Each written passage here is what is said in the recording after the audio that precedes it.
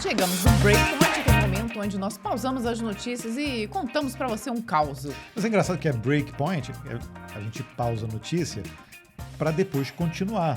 É o que a gente faz no Breakpoint quando a gente está debugando. Eu sei, a gente tem que mudar o posicionamento do Breakpoint, é isso que você está me alegando agora. Acho que faz mais sentido. O que Faz. você acha? Diz aqui pra gente, se você já acompanha o compilado, se o Breakpoint ele deveria, por exemplo, ficar no meio das notícias ou no final das notícias, né? Porque assim, o que nós pensamos aqui é no seu bem-estar. Então nós pensamos, puxa vida, deixamos primeiro as notícias para quem se interessa pelas notícias, depois a gente coloca o breakpoint para quem quer conhecer um pouquinho mais da gente e interagir aqui de uma certa forma, né, com os comentários e tudo mais. Mas logicamente fica totalmente errado. A gente poderia, sei lá, deixar o breakpoint e depois dar a última notícia.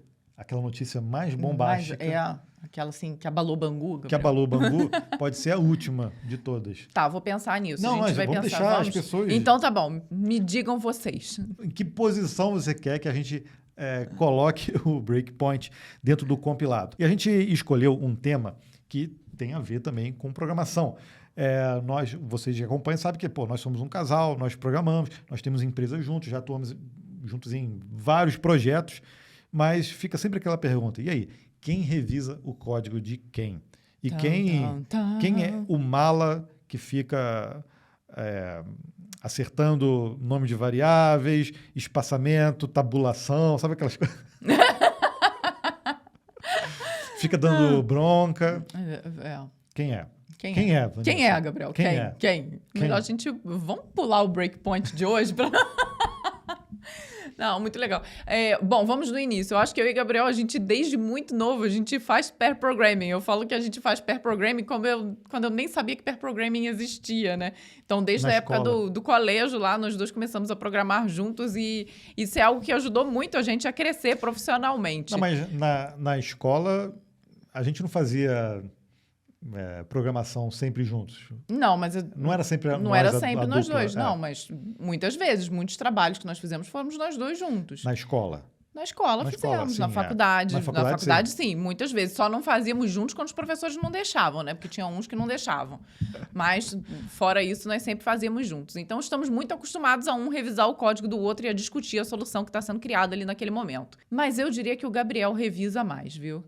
O Gabriel é o cara que revisa mais e é o cara mais chato com os padrões, assim. Na época, vou voltar aqui... Ih, caramba, vai virar DR.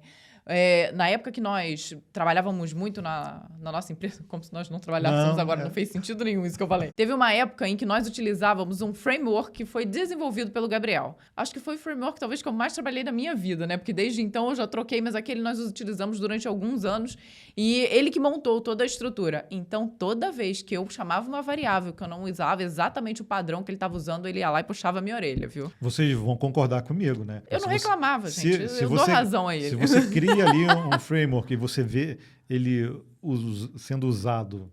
Fora do padrão. Fora do padrão. Não. Pô, isso... Aquele olhinho piscando assim, desesperado. Ficava olhando pra Vanessa assim. Vanessa, a variável Vanessa, não meu tá aqui, é amor. meu case. Amor. Meu amor, por que você usou plural essa variável aqui?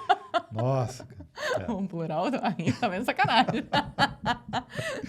Mas nesse ponto, acho que o Gabriel... Tipo, cliente IDs. Aí, sabe essas putz, coisas? nossa, não, aí também Isso isso eu dói. nunca fiz não, gente. Aí doeu no fundo da alma. Cliente CPFs. Não, isso daí acho que... Ih, meu Deus. Fica quieto, computador.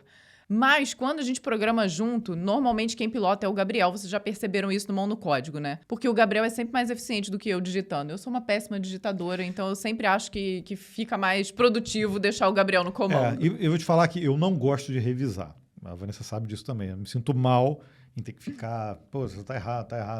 Porque isso é desgastante para quem revisa. Não de revisar, mas ficar apontando o erro o tempo inteiro. É chato pra caramba. Tem gente que recebe feedback de boa, mas eu não tenho esse perfil de ficar... Poxa, Não, isso com tudo, né? A gente nem tá falando só de código. Até quando a gente escreve aqui uma notícia, alguma coisa, se ele vai revisar, ele se sente altamente culpado de falar, poxa, aqui você podia ter escrito assim, podia ter ficado melhor. E eu não vejo problema, né? Se a gente trabalha em duplo ali, acho que a gente tá prezando pela melhor qualidade possível do conteúdo que a gente está gerando. Então, eu não me incomodo com os feedbacks, não, viu? Mesmo quando eles são ruins. Não, eu gosto de dar feedback.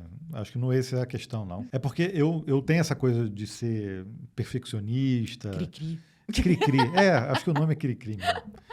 E aí, toda vez que eu vejo alguma coisa que, pô, isso aqui podia estar melhor, tudo, eu tenho que me interiorizar, tipo, poxa, eu tenho que passar o feedback da melhor forma possível. Não é tipo, pô, caramba, de novo você errou aqui, caramba, pô. Mas, cara, tem hora que é assim, né? Tem horas que acontece, né? Mas isso é algo difícil de você fazer com qualquer pessoa, né? Realmente, você faz parte da liderança, de você justamente saber em que momento você deve dar aquele puxãozinho de orelha, em que momento você deve dar um feedback que é mais tranquilo e exatamente também conseguir perceber o momento em que o seu feedback é desnecessário, porque às vezes é um certo preciosismo seu. Então, acho que essa nuance que é difícil, porque às vezes a pessoa fez e pensou de uma outra forma, né? E tanto na programação quanto em qualquer outra coisa que você estiver fazendo, raramente existe uma única forma correta de ser feita. Então, por isso que essa história de dar feedbacks e de verificar o trabalho de outra pessoa é difícil mesmo, né? É difícil. É difícil. E é questão de personalidade, né? Então, a gente precisa se adaptar. Então, eu ainda tenho essa coisa do preciosismo, do cricrisismo, né? Cricrisismo, acabamos de inventar uma outra palavra aqui, né? Mas eu sei agora filtrar um pouco mais. Quando eu preciso falar, poxa, não, isso aqui dá para passar, não tem problema. É uma questão de você ir se adaptando também, aos poucos, a essas realidades.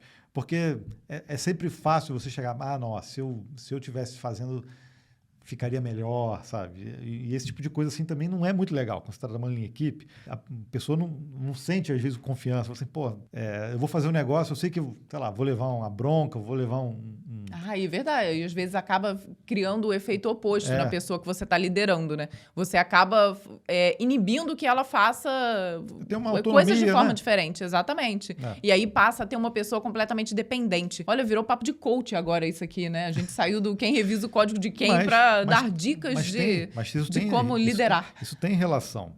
Porque Tem, o Code Review tem toda uma parte técnica ali que você tem que aplicar, mas tem também uma parte comportamental, né? Um pedaço que é de comportamento que tem a ver com personalidade, né? Então, tem toda essa relação.